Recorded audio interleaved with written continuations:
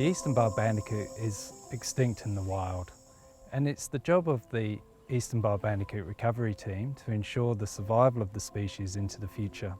To help do that, we create predator-proof enclosures such as this one. As we have learned, foxes and cats are one of the biggest threats to the survival of the Eastern Barred Bandicoot. To make our fences predator-proof, they have to meet certain criteria. One of those is a minimum of 1.8 metres tall. It has to have chicken wire from top to bottom. Also has to have the floppy top, electric wires and a skirt. The skirt sits flush to the ground and stops animals digging under our fence. Fences need constant maintenance, and it comes down to staff and volunteers as a team of individuals to come out and check these fences regularly.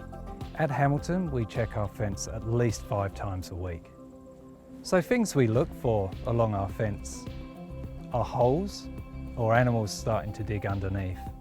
Any hole within this fence, fist-sized or over, we class as a breach. And a breach is a large enough hole for an animal to get through. The floppy top on our fence has proved critical to stopping animals from climbing over. These could include foxes, cats, plus kangaroos can jump that high. So we've just stopped at this section of fencing because there's some roo damage here. And what the roos do is they can actually jump high enough to get over this fence. But sometimes what they do is actually land on the top of our floppy top here and damage it. So what we're going to do is just bend that back into shape. We also look for animals trying to dig under our fence. Now, all fences have their own issues. In Hamilton, we have swamp rats, we have water rats, and we have foxes trying to dig under our fence.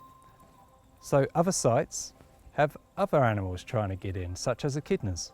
Kangaroos and wallabies can bounce into our fence. We have to be very careful about this because they can create large holes, which can be difficult to fix. So you can see here where we've had an animal hit the fence from the outside and it's pushed the fencing in.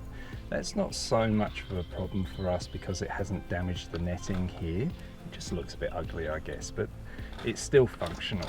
If an animal hits it from the inside out, it can actually take these clips off, and we can have the netting hit the hot wire and short the hot wire out right the way around the fence. So that's why we check it all the time to make sure that hasn't occurred. Other natural occurrences such as storms can create issues of their own. Trees can fall over our fence, causing major breaches.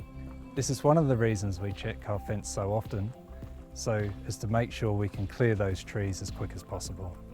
Disappointingly, we do sometimes have issues with humans. We have had vehicles run into our fence, and we've had people cut holes in our fence to come to this site for fishing. This site is open to the public, and they can get access via 2 counterweighted gates. We do occasionally bring vehicles in here, and we operate a strict policy of a lock-in, lock-out system.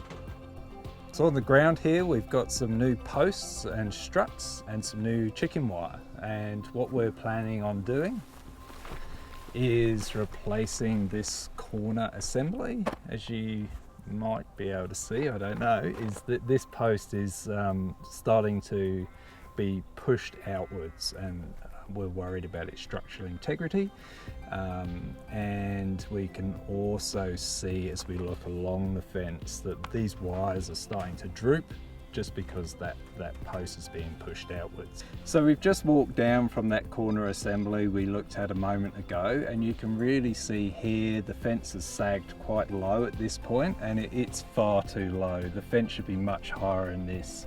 1.8 metres tall minimum is probably sitting at about 1.5 at this point. So this is clearly not up to standard, and this week we will be repairing that.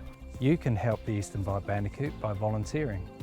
One of the jobs is to walk the fence, and the more people we have walking the fence, the securer the fence will be. If you see an issue with the fence, call DELP on 13 61 86.